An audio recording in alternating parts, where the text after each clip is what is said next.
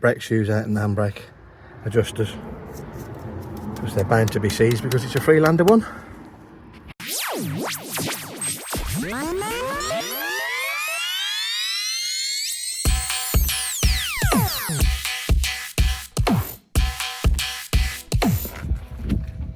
It's a world of pain.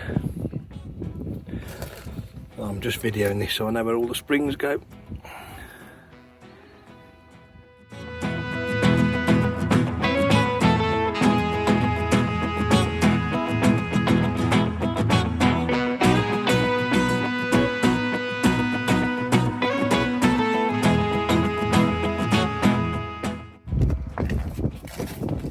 I mean, look at the bleed nipple. How are you supposed to get a spanner on that?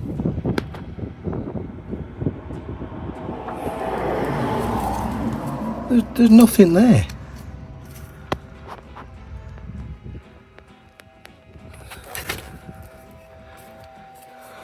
I might just go and get a couple of wheel cylinders and be done with it. Well, at least I'm take these off. See if I can put a bigger bleed nipple in. 10 seconds later. Wow. These little M8 bolts, they're a bugger to get out. So, them are the little things.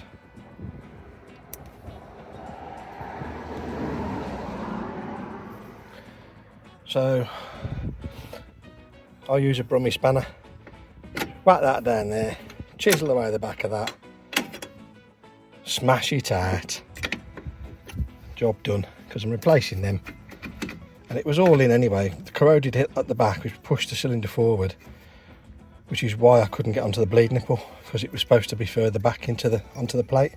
So all the aluminium had corroded and pushed it in like that. So they're on order. I'll get a couple of them tomorrow. 12 seconds later. See, easy peasy.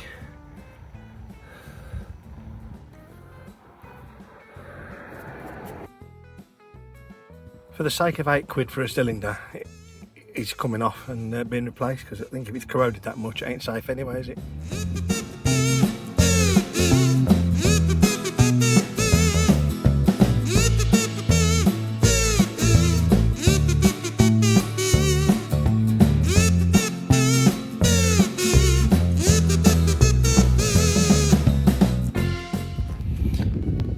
See, I just chisel the back out of them. It's just not worth messing about. See, a bit of chiselling, you can knock that back up then, pushes the bolts out, and you can get a spanner on the back. They normally come undone, because you've been hammering them as well. It's shocked all the corrosion, so they generally come undone. But if not, it's just cut the angle grinder straight through the bloody things. The next day.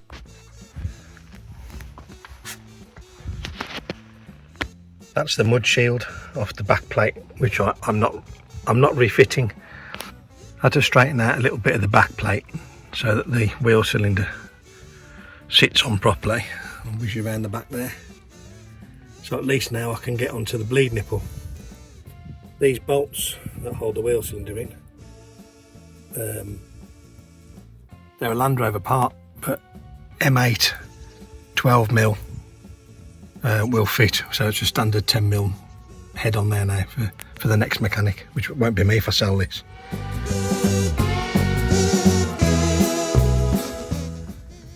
I've freed up, cleaned all the threads on the adjuster.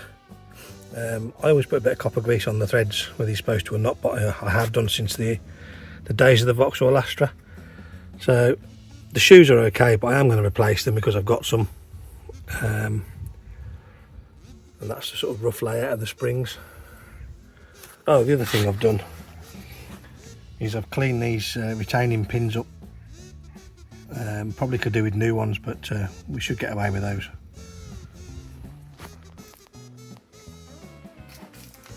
If you're going to do this, I'd recommend you get some new clips and retaining pins. I'll clean mine up on the wire wheel, but there's not a lot of life left in them. But it's up to you. If it's a planned job, and I knew about these, I'd have ordered them, but it'll do. Yeah, scratch that. The shoes I've had on the shelf for ages are for an earlier Freelander. See, different type of shoe. So it's a good job there's nothing wrong with them because I haven't got them. So just fitting the adjuster in. I'll flip this over so you can see which side. So there's a short side on that side. That end's the same. One thing I will say is I've got that clipping wrong. That needs to point down, so I'll just adjust that. There, like that.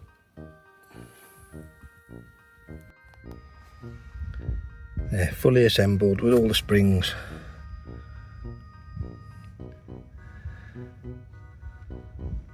Now I've just got to jiggle it onto there and put the retaining pins in.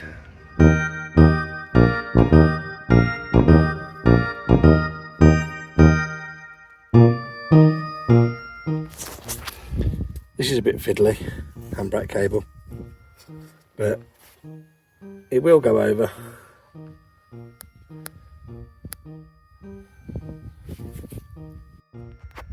Right, the other side. Clean, prepped, test fitted cylinder, straightened out the back plate, sprayed it with some rust converter. Now just got to reassemble everything.